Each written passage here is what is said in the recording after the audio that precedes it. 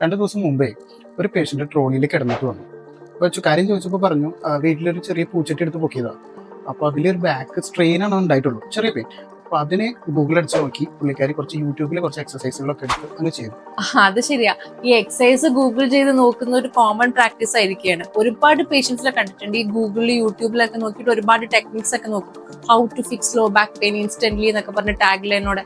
ഒരു എക്സ്പേർട്ടിന്റെ അഡ്വൈസ് ഇല്ലാതെ ഇത്തരം എക്സസൈസ് ചെയ്യുന്നത് ഒട്ടും നല്ലതല്ല എന്നാണ് എന്റെ അഭിപ്രായം. ഈ കാണിക്കുന്ന ടെക്നിക്സിനൊക്കെ സയന്റിഫിക് എവിഡൻസ് ഉണ്ടോ എന്ന് കൂടെ ചെക്ക് ചെയ്യേണ്ടത് അത്യാവശ്യമാണ്. പിന്നെ ഉള്ളത് ഈ ഫ്രണ്ട്സ് റിലേറ്റീവ് എല്ലാം പറഞ്ഞു കൊടുക്കും. എനിക്ക് വേദന ഉണ്ടായിരുന്ന ചെയ്യുന്ന എക്സസൈസ് ആണ്, ഇത് ചെയ്താൽ നിനക്ക് റിലീഫ് ഉണ്ടാവും എന്നൊക്കെ പറഞ്ഞ ആള് പറഞ്ഞു കൊടുക്കും. അപ്പൊ ഈ പേഷ്യന്റ് അടുത്ത് അത് ചെയ്യും, അവർക്ക് അത് കൂടുതലാവും പെയിന്. ഇതൊക്കെ സ്ഥിരം കാണുന്ന സംഭവങ്ങളാണ്. എക്സസൈസ് ചെയ്യുന്നത് തെറ്റല്ല, പക്ഷെ ഓരോ കണ്ടീഷനും ചെയ്യാൻ പാടുള്ളതും പാടില്ലാത്തതുമായ എക്സസൈസുകളുണ്ട്. ഇപ്പോൾ സ്പോണ്ടിലോലിസ്റ്റസിസ് ഉള്ള ആൾക്ക് ചെയ്യുന്ന എക്സസൈസ് അല്ല സ്പോണ്ടിലോസിസ് ഉള്ള ആൾക്ക്. അതുപോലെ തന്നെ പേഴ്സൺ ടു പേഴ്സൺ ചെയ്യേണ്ട എക്സസൈസ് രീതികൾ, റിപ്പീറ്റേഷൻ, ഇന്റൻസിറ്റി എല്ലാം മാറും. അത് തീർച്ചയായും ഒരു എക്സ്പെർട്ട് അഡ്വൈസർ കൂടെ അത് ചെയ്യരുത്. ഈ അക്യൂട്ട് ബാക്ക് പെയിൻ വന്ന ആൾക്കാർക്ക് അല്ലെങ്കിൽ പെട്ടെന്നുള്ള ഒരു ബാക്ക് പെയിൻ വന്ന ആൾക്കാർക്ക് റെസ്റ്റ് അത്യാവശ്യമാണ്. ഒരു 5 ദിവസം വരെ ബെഡ് റെസ്റ്റ് ആകാം. അത് പെയിന്റെ കാഠിന്യം അനുസരിച്ചിട്ട് ആ ബെഡ് റെസ്റ്റിന്റെ ദിവസങ്ങൾ നമുക്ക് കൂട്ടോ കുറയ്ക്കുകയോ ഒക്കെ ചെയ്യാം. അതിന്റെ കൂടെ ഫിസിയോതെറാപ്പിന്റെ പെയിൻ റിലീവിംഗ് മൊഡാലിറ്റീസ് അല്ലെങ്കിൽ ഇലക്ട്രോതെറാപ്പി കൂടെ ചെയ്യുമ്പോൾ പെയിൻ അല്ലെങ്കിൽ സ്പാസം അല്ലെങ്കിൽ ഇൻഫ്ലമേഷൻ എല്ലാം നമുക്ക് കുറയ്ക്കാൻ പറ്റും. ഒരു 5 to 7 ഡേയ്സ് പെയിൻ മാനേജ്മെന്റ് ചെയ്തിട്ട് വിത്ത് റെസ്റ്റ് പെയിൻ കുറഞ്ഞതിന് ശേഷം പതുക്കെ നമുക്ക് എക്സസൈസ് സ്റ്റാർട്ട് ചെയ്യാം. മുമ്പ് പറഞ്ഞ പോലെ എക്സസൈസ് പ്രിസ്ക്രിപ്ഷൻ പേഷ്യന്റിന്റെ ഏജ്, കണ്ടീഷൻ, മസിൽ പവർ, മറ്റു പല കാര്യങ്ങളനുസരിച്ചാണ് നമ്മൾ ചാർട്ട് ചെയ്യുന്നത്.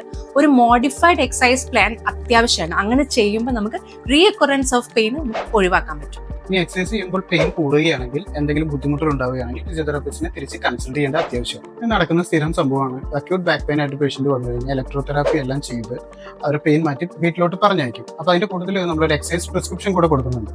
ഈ പെയിൻ മാറിയ കാരണം പേഷ്യന്റ് എക്സസൈസ് പ്രിസ്ക്രിപ്ഷനെ കുറിച്ച് മറക്കും, എക്സസൈസിനോട് നോയും പറയും. വീണ്ടും എന്തെങ്കിലുമൊക്കെ ചെയ്യുന്ന സമയത്ത് പെയിൻ വരും. അപ്പോൾ ഈ എക്സസൈസ് പ്രിസ്ക്രിപ്ഷൻ ഓർമ്മ വരും, അത് എടുത്ത് അങ്ങ് ചെയ്യും. അപ്പോൾ പെയിൻ അങ്ങ് കൂടും. അതുപോലെ home programme, exercise plan correct ആയിട്ട് ഫോളോ ചെയ്യാൻ ഏതൊരു പേഷ്യന്റും ശ്രമിക്കേണ്ടതാണ്. സ്ട്രെച്ചിങ് എക്സസൈസിന്റെയും വാമപ്പ് എക്സസൈസിന്റെയും ആവശ്യകത ഒട്ടും തള്ളിക്കളയാൻ പറ്റാത്തതാണ്. നമ്മൾ ഈ സ്ട്രെങ്തനിങ് എക്സസൈസ് ഒക്കെ ചെയ്യുന്നതിന് മുന്നേ തന്നെ ഈ സ്ട്രെച്ചിങ്ങും അതേപോലെ തന്നെ ഈ വാമപ്പ് എക്സസൈസുകളെ ഇൻഡിവിജ്വലൈസ് ചെയ്ത് കൊടുക്കുന്നതായിരിക്കും നല്ലതെന്ന് തോന്നുന്നു. അതുകൊണ്ടാണ് സെൽഫ് എക്സസൈസസ് അതിനോട് നോ പറയണം എന്നാണ് എൻ്റെ അഭിപ്രായം. ഇത് യൂട്യൂബിലും ഗൂഗിളിലൊക്കെ നോക്കിയിട്ട് ചെയ്യുന്നതിനോട് ഒട്ടും യോജിക്കാത്ത ആളാണ് ഞാൻ. അതേപോലെ തന്നെ ഇന്റർനെറ്റ് ബ്രൗസ് ചെയ്തിട്ട് എക്സസൈസ് ദയവ് ചെയ്ത് ചെയ്യാതിരിക്കുക. ഇന്റർനെറ്റിൽ കൊടുത്ത വിവരങ്ങൾ 100% വാലിഡിറ്റി, റിലയബിലിറ്റി ഉള്ളതായിരിക്കണം എന്നില്ല.